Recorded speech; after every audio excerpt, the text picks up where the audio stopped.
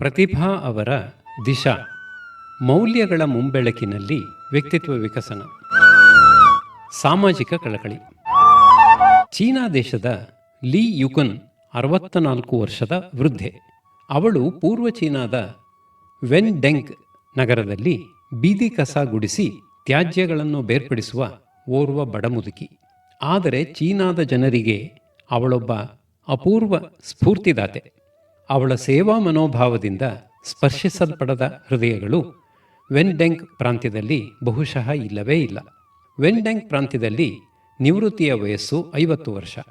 ಅದರ ಪ್ರಕಾರ ತನ್ನ 50ನೆಯ ವಯಸ್ಸಿಗೆ ಲೀ ಯುಕುನ್ ಕೂಡ ಕಸ ಗುಡಿಸುವ ಕೆಲಸದಿಂದ ನಿವೃತ್ತಳಾದಳು. ಆದರೆ ಅವಳು ವೆನ್ ಡೆಂಗ್ ನಗರದ ಪರಿಸರ ಸಂರಕ್ಷಣಾ ಇಲಾಖೆಯ ಅಧಿಕಾರಿಗಳನ್ನು ಅಂಗಲಾಚಿ ಬೇಡಿಕೊಂಡು ಇನ್ನೂ ಬೀದಿ ಗುಡಿಸುವ ಕಾಯಕದಲ್ಲಿ ನಿರತಳಾಗಿದ್ದಾಳೆ. ಅವಳು ತನ್ನನ್ನು ಕೆಲಸದಲ್ಲಿ ಇನ್ನಷ್ಟು ಕಾಲ ಮುಂದುವರಿಸುವಂತೆ ಕೇಳಿಕೊಳ್ಳುವಾಗ ಅಧಿಕಾರಿಗಳಿಗೆ ನೀಡಿದ ಕಾರಣ ಬಹಳ ವಿಶಿಷ್ಟವಾಗಿದೆ. ಅವಳು ತನ್ನ ಮೇಲಧಿಕಾರಿಗಳಿಗೆ ಹೇಳಿದ್ದು ಇಷ್ಟು: ನನಗೆ ಹಣದ ಅವಶ್ಯಕತೆ ಬಹಳ ಇದೆ. ನಾನು 10 ಜನ ಮಕ್ಕಳಿಗೆ ಸಹಾಯ ಮಾಡುತ್ತಿದ್ದೇನೆ. ಆದ್ದರಿಂದ ದಯವಿಟ್ಟು ನನ್ನನ್ನು ಸೇವೆಯಿಂದ ನಿವೃತ್ತಿಗೊಳಿಸಬೇಡಿ. ನಾನು ಎಂದಿನಂತೆ ಕಷ್ಟಪಟ್ಟು ಕೆಲಸ ಮಾಡುತ್ತೇನೆ. ಅವಳ ಈ ಮನವಿಯ ಹಿಂದಿರುವ ಪ್ರಾಮಾಣಿಕತೆಯನ್ನು ಮನಗಂಡು ಆ ಅಧಿಕಾರಿಗಳು ಅವಳಿಗೆ ಕೆಲಸದಲ್ಲಿ ಮುಂದುವರಿಯಲು ಅವಕಾಶ ಮಾಡಿಕೊಟ್ಟಿದ್ದಾರೆ. ಲೀ ಯುಕುನ್ ಸಹಾಯ ಮಾಡುತ್ತಿರುವ ಮಕ್ಕಳು ಅವಳ ಸ್ವಂತ ಮಕ್ಕಳಲ್ಲ. ಅವಳು ಬಡ ಕುಟುಂಬಗಳ ಹಿನ್ನೆಲೆ ಇರುವ ವಿದ್ಯಾರ್ಥಿಗಳ ವಿದ್ಯಾಭ್ಯಾಸಕ್ಕಾಗಿ ಕಳೆದ 24 ವರ್ಷಗಳಿಂದ ತನ್ನ ಶಕ್ತಿ ಮೀರಿ ಧನ ಸಹಾಯ ಮಾಡುತ್ತಿದ್ದಾಳೆ. ಹೀಗೆ ಇತರರಿಗೆ ಸಹಾಯ ಮಾಡುವುದಕ್ಕಾಗಿ ಲೀ ಯುಕುನ್ ತನ್ನ ಮುದಿವಯಸ್ಸಿನಲ್ಲೂ ಕಷ್ಟಪಟ್ಟು ದುಡಿಯಬೇಕಾಗಿದೆ. ಅವಳು ವಾಸಿಸುತ್ತಿರುವುದು ಒಂದು ಮುರುಕಲು ಮನೆಯಲ್ಲಿ. ಆ ಮನೆಯಲ್ಲಿರುವ ಏಕೈಕ ವಿದ್ಯುತ್ ಉಪಕರಣ ಎಂದರೆ ಟಿವಿ. ಉಳಿದಂತೆ ಲೀ ಅತ್ಯಂತ ಸರಳ ಜೀವನವನ್ನು ನಡೆಸುತ್ತಿದ್ದಾಳೆ. ಆ ಪ್ರದೇಶದ ವಿಪರೀತದ ಹವಾಮಾನ ಪರಿಸ್ಥಿತಿಗಳಲ್ಲೂ ಲೀ ಎಡೆಬಿಡದೆ ದುಡಿಯುವುದನ್ನು ಕಂಡ ಜನ ಅವಳನ್ನು ಕಬ್ಬಿಣದ ಕಾಲಿನ ಮಹಿಳೆ ಎಂದು ಕರೆಯುತ್ತಾರೆ. ಆದರೆ ಈ ಜೀವನ ಕ್ರಮವನ್ನು ಅವಳು ಸ್ವಯಂ ಪ್ರೀತಿಯಿಂದ ಆರಿಸಿಕೊಂಡಿರುವುದರಿಂದ ಅವಳಿಗೆ ಅದರಲ್ಲಿ ಸಂತೋಷವಿದೆ. ಈ ವೃದ್ಧೆಯ ಹೃದಯ ಶ್ರೀಮಂತಿಕೆ ಎಷ್ಟೆಂದರೆ ಅವಳು ಸಹಾಯ ಮಾಡುತ್ತಿರುವ ವಿದ್ಯಾರ್ಥಿಗಳಿಗೆ ಅವಳ ಹೆಸರು ಕೂಡ ಗೊತ್ತಿಲ್ಲ. ಅವರಿಗೆ ಅವಳು ಲೀ ಚಿಕ್ಕಪ್ಪ ಎನ್ನುವ ನಕಲಿ ಹೆಸರಿನಲ್ಲಿ ಹಣ ಕಳಿಸುತ್ತಿದ್ದಾಳೆ. ತಾನೊಬ್ಬ ಬೀದಿ ಗುಡಿಸುವ ಕೆಲಸದ ಹೆಂಗಸು ಎಂದು ತಿಳಿದರೆ ವಿದ್ಯಾರ್ಥಿಗಳು ತನ್ನಿಂದ ನೆರವು ಪಡೆಯಲು ಇಷ್ಟಪಡದೆ ಹೋಗಬಹುದು ಎನ್ನುವ ಹಿಂಜರಿಕೆಯೂ ಅವಳಲ್ಲಿದೆ. ಆದರೆ ಈ ಲೀ ಚಿಕ್ಕಪ್ಪನಿಗೆ ಉಪಕೃತರಾದ ವಿದ್ಯಾರ್ಥಿಗಳು ಆಗಾಗ ಪತ್ರ ಬರೆದು ಕೃತಜ್ಞತೆಯನ್ನು ಸಲ್ಲಿಸುತ್ತಾರೆ. ಕಾಂಗ್ ಯೂಜಿಂಗ್ ಕುಫು ನಾರ್ಮಲ್ ವಿಶ್ವವಿದ್ಯಾನಿಲಯದ ಅಂತಿಮ ವರ್ಷದ ವಿದ್ಯಾರ್ಥಿನಿ. ಅವಳು ಲೀ ಚಿಕ್ಕಪ್ಪನಿಂದ ಕಳೆದ 4 ವರ್ಷಗಳಿಂದ ಪ್ರತಿ ವರ್ಷಕ್ಕೆ 1,000 ಯುವಾನ್ಗಳ ಸಹಾಯವನ್ನು ಪಡೆದಿದ್ದಾಳೆ. ಅವಳೂ ಕೂಡ ಇತರ ವಿದ್ಯಾರ್ಥಿಗಳ ಹಾಗೆಯೇ ತಾನು ಪಡೆದ ಈ ಉಪಕಾರಕ್ಕೆ ಸ್ಪಂದಿಸಿ ಕೃತಜ್ಞತಾ ಸೂಚಕವಾದ ಪತ್ರಗಳನ್ನು ಶ್ರೀಮಂತ ಲೀ ಚಿಕ್ಕಪ್ಪನಿಗೆ ಬರೆದಿದ್ದಳು. ಆದರೆ ಅವಳಿಗೆ ಒಮ್ಮೆ ಈ ಸಿರಿವಂತ ಚಿಕ್ಕಪ್ಪನನ್ನು ಕಣ್ಣಾರೆ ನೋಡಬೇಕೆಂಬ ಹತ್ತಿಕ್ಕಲಾಗದ ಕುತೂಹಲ. ಕಡೆಗೆ ಕಳೆದ ವರ್ಷ ಅವಳು ವೆನ್ ಡೆಂಗ್ ನಗರಕ್ಕೆ ಬಂದು ನೋಡಿದಾಗ ಕಂಡಿದ್ದು ಲೀ ಚಿಕ್ಕಪ್ಪನನ್ನಲ್ಲ, ಬದಲಿಗೆ ಮುದಿ ವಯಸ್ಸಿನಲ್ಲೂ ಹಸನ್ಮುಖಿಯಾಗಿ ಚಟುವಟಿಕೆಯಿಂದಿರುವ ಬಡ ಅಜ್ಜಿ ಲೀ ಯುಕುನ್ಳನ್ನು.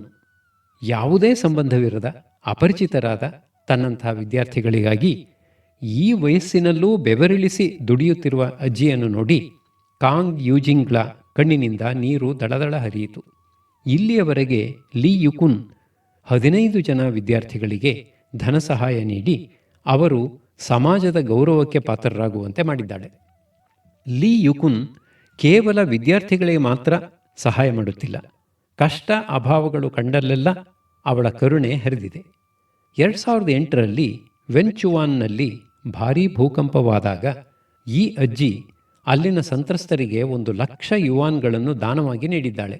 ಹೀಗೆ ಅವಳು ತನ್ನ ಶಕ್ತಿಯನ್ನೆಲ್ಲ ಒಗ್ಗೂಡಿಸಿ ಸಮಾಜದ ಒಳಿತಿಗೆ ಶ್ರಮಿಸುತ್ತಿರುವುದನ್ನು ಕಂಡ ವೆನ್ ಡೆಂಗ್ನ ಕಟ್ಟಡ ನಿರ್ಮಾಣ ಸಮಿತಿಯವರು ಅವಳ ಜೀವನೋಪಾಯಕ್ಕೆಂದು 50,000 ಯುವಾನ್ಗಳನ್ನು ಕಾಣಿಕೆಯಾಗಿ ಇತ್ತಿದ್ದಾರೆ. ಯಾರ ಮಾತಿಗೂ ಬೆಲೆ ಕೊಡದೆ ಲೀ ಇದನ್ನೂ ದಾನ ಕಾರ್ಯಕ್ಕಾಗಿ ಅದಾಗಲೇ ಬಳಸಿದ್ದಾಳೆ. ಸಮಾಜದಿಂದ ಪ್ರತಿಯಾಗಿ ಏನನ್ನೂ ನಿರೀಕ್ಷಿಸದೆ ಸೇವೆಗೈಯುವ ಅಪರೂಪದ ವ್ಯಕ್ತಿ ಲೀ. ಅದಾಗಲೇ ಅವಳು ತನ್ನ ಅಂಗಾಂಗಗಳನ್ನೂ ಮರಣೋತ್ತರವಾಗಿ ದಾನಗೈಯುವ ನಿರ್ಧಾರ ಮಾಡಿದ್ದಾಳೆ.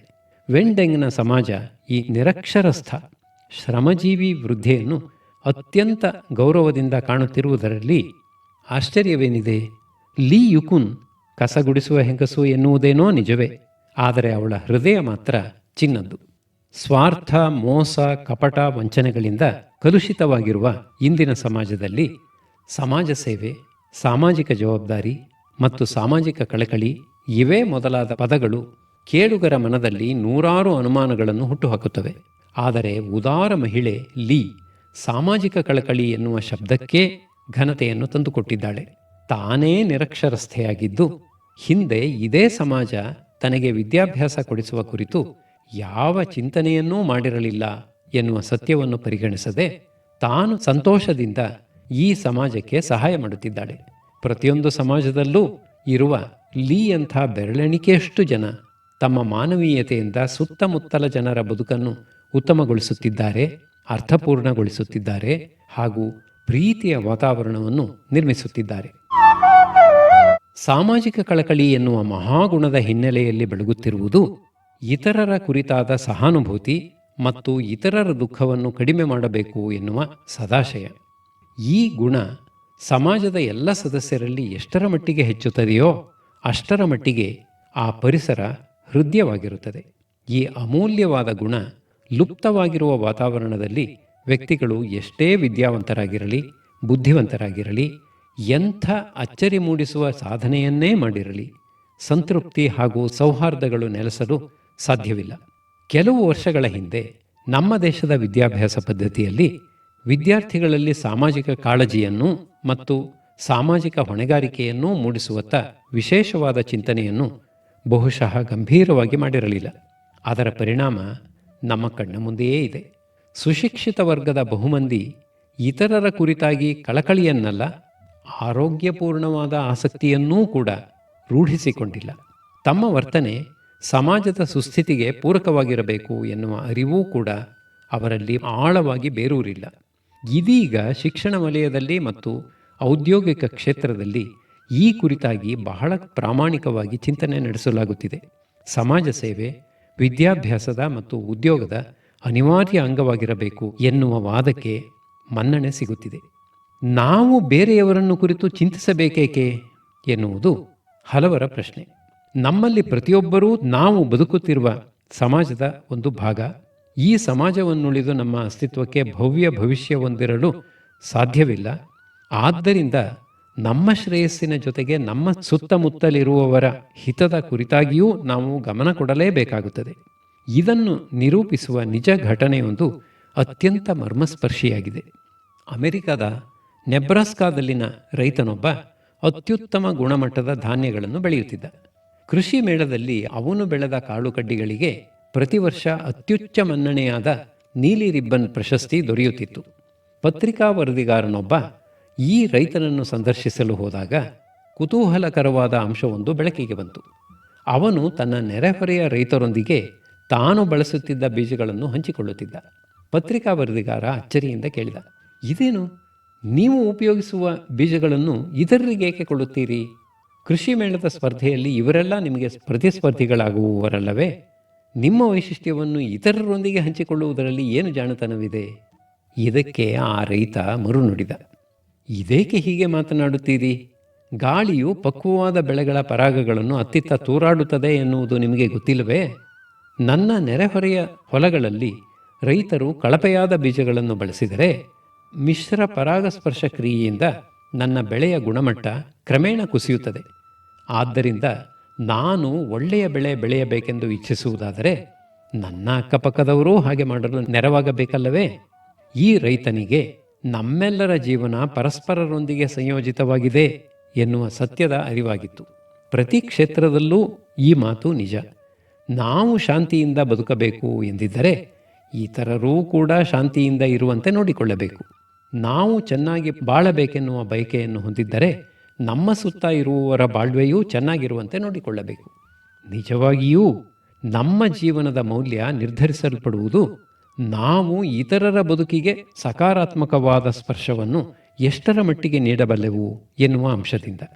ಈ ಒಂದು ಅಂಶ ನಮ್ಮ ಸ್ವಭಾವದಲ್ಲಿ ಇಲ್ಲದೇ ಹೋದರೆ ನಮ್ಮ ವೈಯಕ್ತಿಕವಾದ ಬೆಳವಣಿಗೆಗೆ ಮತ್ತು ಸಾಧನೆಗೆ ಹೆಚ್ಚೇನೂ ಅರ್ಥವಿಲ್ಲ. ಹೀಗೆಂದ ಮಾತ್ರಕ್ಕೆ ನಮ್ಮ ವೈಯಕ್ತಿಕ ಸಾಧನೆಯನ್ನು ಕೈಬಿಡಬೇಕು ಹಾಗೂ ಸದಾ ಸಮಾಜ ಸೇವೆಯಲ್ಲಿ ನಮ್ಮನ್ನು ನಾವು ತೊಡಗಿಸಿಕೊಳ್ಳಬೇಕು ಎಂದು ಅರ್ಥವಲ್ಲ. ಅಲ್ಲವೇ ಅಲ್ಲ. ಇತರರಿಗೆ ಸೇವೆಯನ್ನು ಮಾಡಬೇಕಾದರೆ ನಾವು ಸಶಕ್ತರಾಗಿರಲೇಬೇಕು.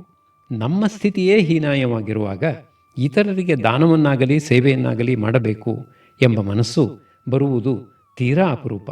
ಆದ್ದರಿಂದ ನಮ್ಮ ಶ್ರೇಯಸ್ಸನ್ನು ಯಾವುದೇ ರೀತಿಯಿಂದಲೂ ಬದಿಗೊತ್ತುವಂತಿಲ್ಲ. ನಾವೂ ಬೆಳೆದು ನಮ್ಮ ಸುತ್ತ ಇರುವವರೂ ಬೆಳೆಯಲು ನೆರವಾಗುವುದೇ ಸರಿಯಾದ ಮಾರ್ಗ.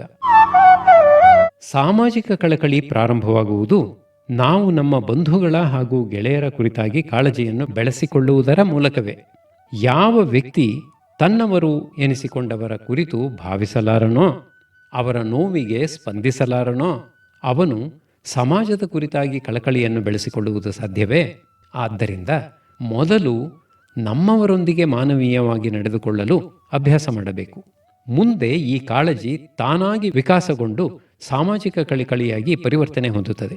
ನಮ್ಮ ವ್ಯಕ್ತಿತ್ವದ ಹಾಗೂ ಸಮಾಜದ ಗುಣಮಟ್ಟವನ್ನು ಅಳೆಯುವ ಹಲವಾರು ಮಾಪಕಗಳಲ್ಲಿ ಪ್ರಮುಖವಾದ ಮಾಪಕವೆಂದರೆ ನಾವು ನಮಗಿಂತ ಅಶಕ್ತರಾದವರನ್ನು, ದುರ್ಬಲರಾದವರನ್ನು ಹಾಗೂ ಕಡಿಮೆ ಅದೃಷ್ಟವಂತರನ್ನು ನಡೆಸಿಕೊಳ್ಳುವ ರೀತಿ. ನಮ್ಮ ಗಮನವೆಲ್ಲ ಕೇವಲ ನಮ್ಮ ಹಿತಸಾಧನೆಯತ್ತ ಮಾತ್ರ ಕೇಂದ್ರಿತವಾದಾಗ ಮತ್ತು ನಮಗಿಂತ ದುರ್ಬಲರಾದವರನ್ನು ನಿರ್ಲಕ್ಷ್ಯ ತಿರಸ್ಕಾರಗಳಿಂದ ಕಂಡಾಗ ನಾವು ಎಷ್ಟೇ ಯಶಸ್ವಿ ವ್ಯಕ್ತಿಗಳಾಗಿದ್ದರೂ ಸಮಾಜದಿಂದ ಅಲ್ಪರೆಂದೇ ಪರಿಗಣಿಸಲ್ಪಡುತ್ತೇವೆ. ಇಂಥ ದುರಂತ ಘಟಿಸಲು ನಾವು ಅವಕಾಶ ನೀಡಬಾರದು. ನಾವು ಅನುಭವಿಸುವ ಪ್ರತಿಯೊಂದು ಸೌಲಭ್ಯದ ಹಿಂದೆ ಸಮಾಜದ ಹಲವರ ದುಡಿಮೆ ಇದೆ. ಈ ಸೌಕರ್ಯಗಳಿಗಾಗಿ ಕೇವಲ ನಾವು ತೆರುವ ಹಣದಿಂದ ಅವುಗಳ ಮೌಲ್ಯವನ್ನು ಅಳೆಯುವುದು ತರವಲ್ಲ. ಸಮಾಜದಿಂದ ಉಪಕೃತರಾದ ನಾವು ಸಮಾಜಕ್ಕೆ ನಮ್ಮಿಂದಾದಷ್ಟು ಸೇವೆ ಸಲ್ಲಿಸದೇ ಇದ್ದರೆ ನಮ್ಮ ವ್ಯಕ್ತಿತ್ವಕ್ಕೆ ಘನತೆ ಬರುವುದುಂಟೆ? ಸಾಮಾಜಿಕ ಕಳಕಳಿಯನ್ನು ರೂಢಿಸಿಕೊಳ್ಳುವುದರಲ್ಲಿ ಇನ್ನೊಂದು ರಹಸ್ಯವಿದೆ. ಈ ಗುಣ ಇತರರೊಡನೆ ನಮ್ಮ ಸಂಬಂಧವನ್ನು ಆಪ್ಯಾಯಮಾನವಾಗಿ ಇಟ್ಟಿರುತ್ತದೆ. ಇತರರೊಂದಿಗೆ ಭ್ರಾತೃತ್ವವನ್ನು ಬೆಸೆಯುತ್ತದೆ. ನಾವು ಪ್ರತಿಯಾಗಿ ಸಹಾಯವನ್ನು ನಿರೀಕ್ಷಿಸದೆ ಇತರರಿಗೆ ಮಾಡಿದ ಸೇವೆ ನಮ್ಮ ಜೀವಿತಾವಧಿಯಲ್ಲಿ ಇದು ಇನ್ನಾವುದೋ ರೂಪದಲ್ಲಿ ನಾವು ನಿರೀಕ್ಷಿಸದೇ ಇರುವ ಪರಿಸ್ಥಿತಿಗಳಲ್ಲಿ ನಮಗೆ ಹಿಂದಿರುಗಿಸಲ್ಪಡುತ್ತದೆ. ಇದು ಖಂಡಿತ. ಒಂದು ವೇಳೆ ನಮ್ಮ ಸಜ್ಜನಿಕೆಗೆ ಸರಿಯಾದ ಪ್ರತಿಫಲ ದೊರೆಯಲೇ ಇಲ್ಲ ಎನ್ನೋಣ. ಆದರೂ ನಾವು ಸಾಮಾಜಿಕ ಕಳಕಳಿಯನ್ನು ರೂಢಿಸಿಕೊಳ್ಳಬೇಕು. ಏಕೆಂದರೆ ನಾವು ತೋರುವ ಕಾಳಜಿ ಹಾಗೂ ನಾವು ಮಾಡುವ ಸೇವೆ ಸಮಾಜದಲ್ಲಿ ಸದ್ಭಾವನೆಯನ್ನು ಮೂಡಿಸುತ್ತದೆ. ಪ್ರೀತಿಯ ಅಲೆಯೊಂದು ಸಮಾಜವನ್ನು ಆವರಿಸಿಕೊಳ್ಳುತ್ತದೆ. ನಾವು ಸಮಾಜವನ್ನು ಇನ್ನಷ್ಟು ಉತ್ತಮಗೊಳಿಸುವಲ್ಲಿ ನಮ್ಮ ಕಾಣಿಕೆಯನ್ನು ನೀಡಿದಂತಾಗುತ್ತದೆ. ಇಷ್ಟೇ ಅಲ್ಲ, ಸೇವಾ ಕಾರ್ಯಗಳಲ್ಲಿ ತೊಡಗುವುದರಿಂದ ನಮ್ಮ ಆಂತರ್ಯ ಸದಾ ಮುದದಿಂದ ತುಂಬಿರುತ್ತದೆ.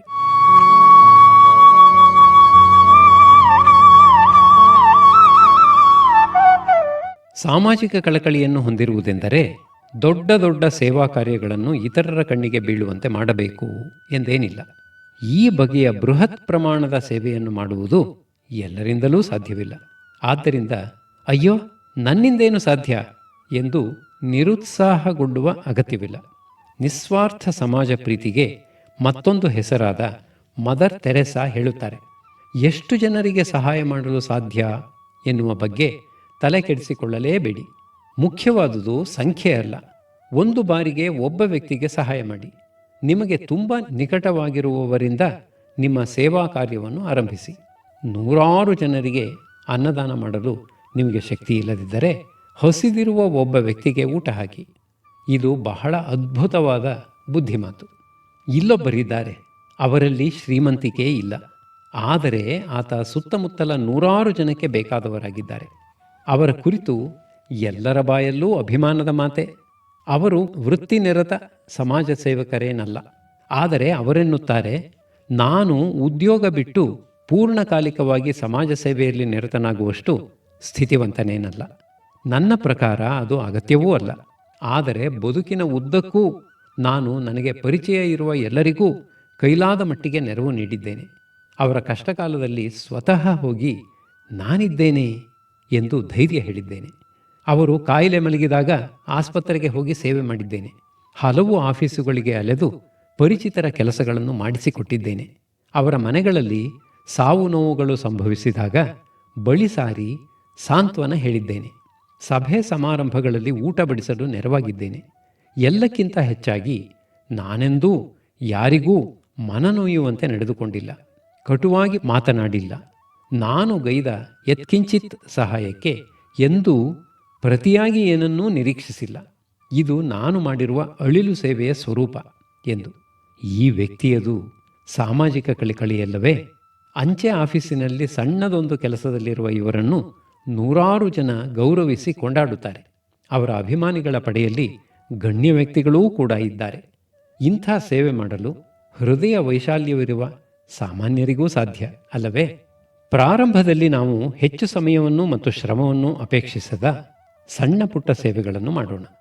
ಬಸ್ಸಿನಲ್ಲಿ ನಾವು ಕುಳಿತಿರುವಾಗ ವೃದ್ಧರೋ ಅಶಕ್ತರೋ ಬಸ್ಸನ್ನು ಹತ್ತಿದರೆ ಅವರಿಗೆ ಆಸನವನ್ನು ಬಿಟ್ಟುಕೊಡುವುದು, ನಮ್ಮ ಜೊತೆಯಲ್ಲಿ ಓದುತ್ತಿರುವ ಸ್ನೇಹಿತನೊಬ್ಬನಿಗೆ ಪಾಠಗಳು ಅರ್ಥವಾಗದಿದ್ದರೆ ಹೇಳಿಕೊಡುವುದು, ನಮ್ಮ ಪರಿಚಿತರಿಗೆ ಅಂಗಡಿಗೆ ಹೋಗಿ ಚಿಕ್ಕ ಪುಟ್ಟ ವಸ್ತುಗಳನ್ನು ತಂದುಕೊಡುವುದು, ಹಿರಿಯರು ಹೇಳುವ ಸಣ್ಣ ಕೆಲಸಗಳನ್ನು ವಿಧೇಯತೆಯಿಂದ ಮಾಡಿಕೊಡುವುದು, ದುಃಖದಲ್ಲಿರುವವರಿಗೆ ಸಾಂತ್ವನ ಹೇಳುವುದು, ಎಲ್ಲರೊಡನೆ ಪರಿಶುದ್ಧವಾದ ಮತ್ತು ಗೌರವಪೂರ್ಣವಾದ ವ್ಯವಹಾರವನ್ನು ಇಟ್ಟುಕೊಳ್ಳುವುದು, ನಮ್ಮ ಮನೆ ಮತ್ತು ಸಂಸ್ಥೆಗಳನ್ನು ಶುಚಿಯಾಗಿ ಇಟ್ಟುಕೊಳ್ಳುವುದು, ಇವೇ ಮೊದಲಾದ ಸೇವೆಗಳನ್ನು ಮಾಡಲು ವಿಶೇಷವಾದ ಹಣವೂ ಬೇಕಿಲ್ಲ, ನೈಪುಣ್ಯವೂ ಬೇಕಿಲ್ಲ. ಪರರಿಗಾಗಿ ಮಿಡಿಯುವ ಎದೆ ಹಾಗೂ ಕ್ರಿಯಾಶೀಲ ಸ್ವಭಾವ ಇದ್ದರೆ ಸಾಕು. ಪ್ರತಿದಿನ ಇತರರಿಗೆ ಒಂದಲ್ಲ ಒಂದು ಸೇವೆಯನ್ನು ಪ್ರತಿಫಲಾಪೇಕ್ಷೆ ಇಲ್ಲದೆ ಮಾಡುವ ಸಂಕಲ್ಪ ನಮ್ಮದಾಗಲಿ. ಇನ್ನು ಸಾಮಾಜಿಕ ಕಳಕಳಿಯ ಪ್ರತೀಕವಾಗಿ ನಾವು ತೊಡಗಬಾರದ ಚಟುವಟಿಕೆಗಳೂ ಕೆಲವಿವೆ. ರ್ಯಾಗಿಂಗ್ನಂತಹ ಪರಪೀಡನೆಯ ಸುಳ್ಳು ವದಂತಿಗಳನ್ನು ಹರಡುವ, ನಮ್ಮ ಆಲಸ್ಯ ಮತ್ತು ಸ್ವಾರ್ಥದಿಂದ ಪರಿಸರವನ್ನು ಕೊಳ್ಳೆ ಮಾಡುವ, ಅಪಶಬ್ದಗಳನ್ನು ಬಳಸುವ ಹಾಗೂ ಒರಟಾಗಿ ವರ್ತಿಸುವ, ದುರಭ್ಯಾಸಗಳಿಗೆ ಮಣೆ ಹಾಕುವ, ದುರ್ವರ್ತನೆಯಲ್ಲಿ ತೊಡಗುವ, ಮಹಿಳೆಯರನ್ನು ಅಪಮಾನಿಸುವ, ಲಂಚ ತೆಗೆದುಕೊಳ್ಳುವ, ಇತರರನ್ನು ವಂಚಿಸುವ ಕ್ರಿಯೆಗಳಿಂದ ಸರ್ವ ಪ್ರಕಾರದಲ್ಲೂ ದೂರ ಇರುವುದು ಸಾಮಾಜಿಕ ಕಳಕಳಿ ಮತ್ತು ಸಾಮಾಜಿಕ ಜವಾಬ್ದಾರಿಯ ಅನಿವಾರ್ಯ ಅಂಗ. ಇದನ್ನು ನೆನಪಿನಲ್ಲಿ ಇಟ್ಟುಕೊಂಡು ಹೊಣೆಗಾರಿಕೆಯಿಂದ ವರ್ತಿಸೋಣ. ನಮ್ಮ ದುಷ್ಕೃತಿಯಿಂದ, ದುರ್ವರ್ತನೆಯಿಂದ ಹಾಗೂ ದುರ್ಭಾಷೆಯಿಂದ ಇತರರಿಗೆ ನೋವಾಗುವುದು ಮಾತ್ರವಲ್ಲ, ಮನುಷ್ಯತ್ವದಲ್ಲಿ ನಂಬಿಕೆ ಕದಲಿ ಬಿಡುವ ಸಾಧ್ಯತೆಯೂ ಇದೆ. ಸಾಮಾಜಿಕ ಜವಾಬ್ದಾರಿಯುಳ್ಳ ನಾವು ಇಂಥ ಅವಘಡ ಸಂಭವಿಸಲು ಬಿಡಬಾರದು. ಆದರೆ ಸೇವೆ ಮಾಡಲು ಹೋಗಿ ನಾವೇ ಮನುಷ್ಯತ್ವದಲ್ಲಿ ನಂಬಿಕೆ ಕಳೆದುಕೊಳ್ಳುವ ಸಂದರ್ಭಗಳೂ ಕೂಡ ಬರಬಾರದು ಎಂದೇನಿಲ್ಲ. ನಮ್ಮ ಒಳ್ಳೆಯತನವನ್ನು ದುರುಪಯೋಗಪಡಿಸಿಕೊಳ್ಳುವ ಮತ್ತು ನಮ್ಮನ್ನು ಶೋಷಿಸುವ ಜನರೂ ಇರಬಹುದು. ಆದ್ದರಿಂದ ಕಳಕಳಿಯನ್ನು ತೋರುವಾಗ ಹಾಗೂ ಸೇವೆ ಮಾಡುವಾಗ ಎಚ್ಚರದಿಂದ ಇರಬೇಕಾದುದು ಬಹಳ ಮುಖ್ಯ. ನಮ್ಮ ವೈಯಕ್ತಿಕ ವಿವರಗಳನ್ನು ಹೊರಗಿಡವದೆ, ನಮ್ಮ ಒಳ್ಳೆಯತನವನ್ನು ಇತರರು ಅತಿಯಾಗಿ ಬಳಸಿಕೊಳ್ಳಲು ಅವಕಾಶ ಕೊಡದೆ ಸೇವೆ ಮಾಡಲು ವಿವೇಕದ ಅಗತ್ಯ ಬಹಳಷ್ಟಿದೆ. ಹಾಗೆಯೇ ಒಂದೆರಡು ಬಾರಿ ಕಹಿ ಅನುಭವಗಳಾದರೂ ಸಾಮಾಜಿಕ ಕಳಕಳಿಯನ್ನು ಕಳೆದುಕೊಳ್ಳದೆ ಸೇವೆಯನ್ನು ಮುಂದುವರಿಸಬೇಕಾದರೆ ಔದಾರ್ಯ ಮತ್ತು ಹೃದಯವಂತಿಕೆಗಳು ಇರಬೇಕಾಗುತ್ತದೆ. ಇದು ನಮ್ಮ ವ್ಯಕ್ತಿತ್ವದ ಪಕ್ವತೆಯ ಸಂಕೇತವೂ ಹೌದು. ನಾವೊಬ್ಬರೇ ಸಣ್ಣ ಪ್ರಮಾಣದಲ್ಲಿ ಸಮಾಜ ಸೇವೆ ಮಾಡುವುದು ಒಂದು ವಿಧ. ಹಲವರು ಸೇರಿಯೂ ಇದನ್ನು ಮಾಡಲು ಸಾಧ್ಯ. ಹೀಗೆ ಹಲವು ಸಹೃದಯರು ಒಟ್ಟಿಗೆ ಸೇರಿ ಸೇವಾ ಕಾರ್ಯಗಳನ್ನು ಕೈಗೊಂಡರೆ ಅವುಗಳ ವ್ಯಾಪ್ತಿಯೂ ಫಲಾನುಭವಿಗಳ ಸಂಖ್ಯೆಯೂ ಹೆಚ್ಚುತ್ತದೆ. ಇದಲ್ಲದೆ ಸರ್ಕಾರಿ ಹಾಗೂ ಸರ್ಕಾರೇತರವಾದ ಅನೇಕ ಸೇವಾ ಸಂಸ್ಥೆಗಳೂ ಇವೆ. ಅದಾಗಲೇ ಸಮಾಜ ಸೇವೆಯನ್ನು ಮಾಡುತ್ತಿರುವ ಇಂಥ ಸಂಘ ಸಂಸ್ಥೆಗಳ ಆಶ್ರಯದಲ್ಲಿ ನಾವು ಸೇವೆ ಸಲ್ಲಿಸಬಹುದು. ಇದರಿಂದ ನಾವು ಸೇವಾ ಕ್ಷೇತ್ರದಲ್ಲಿ ಅನುಭವವನ್ನು ಗಳಿಸಿಕೊಳ್ಳಬಹುದು. ಜೊತೆಗೆ ಸಮಾನ ಮನಸ್ಕರಾದ ಹಲವು ಜನರಿಂದ ನಡೆಯುವ ಈ ಸೇವೆಯ ಪರಿಣಾಮವೂ ಕೂಡ ತೀವ್ರವಾಗಿರುತ್ತದೆ. ಉದಾಹರಣೆಗೆ ಟೈಮ್ಸ್ ಆಫ್ ಇಂಡಿಯಾ ಪತ್ರಿಕೆ ಟೀಚ್ ಇಂಡಿಯಾ ಅಭಿಯಾನವನ್ನು ಕೈಗೊಂಡಾಗ ಸಾರ್ವಜನಿಕರಿಂದ, ಅದರಲ್ಲೂ ಯುವಜನರಿಂದ ಬಂದ ಪ್ರತಿಸ್ಪಂದನ ಅದ್ಭುತವಾಗಿತ್ತು. ಸಮಾಜದ ನಿಮ್ನ ಸ್ತರದಲ್ಲಿರುವ ಮಕ್ಕಳಿಗೆ ಹಲವು ಜನ ಸುಶಿಕ್ಷಿತರು ಪಾಠ ಹೇಳಿಕೊಟ್ಟರು. ಇದಕ್ಕೆ ಅವರು ವ್ಯಯಿಸಿದ್ದು ವಾರಕ್ಕೆ 2-3 ಗಂಟೆಗಳನ್ನು ಮಾತ್ರ. ಇಂದಿಗೂ ಈ ಬಗೆಯ ಸೇವೆಯನ್ನು ಬಹಳ ಜನ ಮುಂದುವರಿಸುತ್ತಿದ್ದಾರೆ. ಇದರಿಂದ ಅನೇಕ ಬಡ ಮಕ್ಕಳಿಗೆ ಸಹಾಯವಾಗಿದೆ ಎನ್ನುವ ವಿಷಯ ನಿಜವೇ. ಆದರೆ ಅವರಿಗೆ ಶಿಕ್ಷಣ ನೀಡುವ ಸೇವೆಯಲ್ಲಿ ನಿರತರಾಗಿರುವ ಹಲವರಿಗೆ ಅನಿರ್ವಚನೀಯವಾದ ಸಂತೋಷ ಮತ್ತು ಸಂತೃಪ್ತಿಗಳು ಲಭಿಸಿ ಅವರು ಇನ್ನಷ್ಟು ಕಾಲ ಸೇವಾನಿರತರಾಗುವ ಪ್ರೇರಣೆ ದೊರೆತಿರುವುದೂ ಅಷ್ಟೇ ಸತ್ಯ. ಇತರರಿಗೆ ನಿಸ್ವಾರ್ಥ ಸೇವೆ ಸಲ್ಲಿಸುವುದರ ಫಲ ಇದು. ನಮ್ಮ ಅಂತರಂಗದಲ್ಲೊಂದು ಕೃತಕೃತ್ಯತೆ. ಇಂಥ ಸಾರ್ಥಕ್ಯ ನಮ್ಮ ಜೀವನದಲ್ಲೂ ಮೂಡಿಬರುವಂತೆ ಬಾಳೋಣ. ನಮ್ಮ ವಿದ್ಯೆಗೆ ಮತ್ತು ಸಾಧನೆಗೆ ಚಿನ್ನದ ಮೆರುಗನ್ನು ನೀಡುವ ಮಾನವೀಯತೆಯ ಗುಣವನ್ನು ಬೆಳೆಸಿಕೊಳ್ಳೋಣ. ಇತರರಿಗೆ ನೆರವಾಗುವ ಮತ್ತು ಒಳ್ಳೆಯ ಮಾತುಗಳನ್ನಾಡುವ ಅವಕಾಶಕ್ಕಾಗಿ ಕಾದಿದ್ದು ಅವನ್ನು ಸದುಪಯೋಗಪಡಿಸಿಕೊಳ್ಳೋಣ. ನಿಮಗೆ ನಾನು ಏನಾದರೂ ಸಹಾಯ ಮಾಡಲೇ ಎನ್ನುವ ನಯವಾದ ಮತ್ತು ಪ್ರಾಮಾಣಿಕವಾದ ನುಡಿ ನಮ್ಮ ದೈನಂದಿನ ಮಾತುಕತೆಗಳಲ್ಲಿ ಸೇರಿಕೊಳ್ಳಲಿ. ಇತರರಿಗಾಗಿ ಭಾವಿಸುವ ಮತ್ತು ಮರುಗುವ ಮನಸ್ಸು ನಮ್ಮದಾಗಲಿ. ನಾವು ಮಾಡುವ ಸಹಾಯ ಕನಿಷ್ಠ ಪಕ್ಷ ನಾವು ಪಡೆದ ಸಹಾಯಕ್ಕೆ ಸರಿಯಾದ ಅನುಪಾತದಲ್ಲಿ ಇರಲಿ. ನೆನಪಿರಲಿ, ಲಾರೆನ್ಸ್ ಲೀಮರ್ ಹೇಳಿದಂತೆ, ಸಹಾಯ ನೀಡುವ ಮತ್ತು ಸಹಾಯವನ್ನು ಯಾಚಿಸುವ ಹಸ್ತಗಳ ನಡುವಿನ ವ್ಯತ್ಯಾಸ ಕೇವಲ ಕೈ ಮಗುಚುವಿಕೆಯಲ್ಲಿದೆ. ನಿಜ. ಆದರೆ ಈ ಸಣ್ಣ ಕ್ರಿಯೆಯ ಹಿಂದಿರುವ ವ್ಯಕ್ತಿ ಮೌಲ್ಯ ಮತ್ತು ಈ ಕ್ರಿಯೆಗಳಿಗೆ ಸಮಾಜ ಪ್ರತಿಕ್ರಿಯಿಸುವ ರೀತಿಯಲ್ಲಿರುವ ಅಂತರ ಮಾತ್ರ ಆಕಾಶ ಹಾಗೂ ಭೂಮಿಯ ನಡುವಿನದು. ನಾವೆಂದೆಂದೂ ನೀಡುವ ಸ್ಥಾನದಲ್ಲಿ ನಿಲ್ಲೋಣ. ಸಮಾಜದಲ್ಲಿ ಸೇವೆ ಸೌಹಾರ್ದಗಳನ್ನು ಹರಡುವ ಭಾಗ್ಯಶಾಲಿಗಳಾಗೋಣ.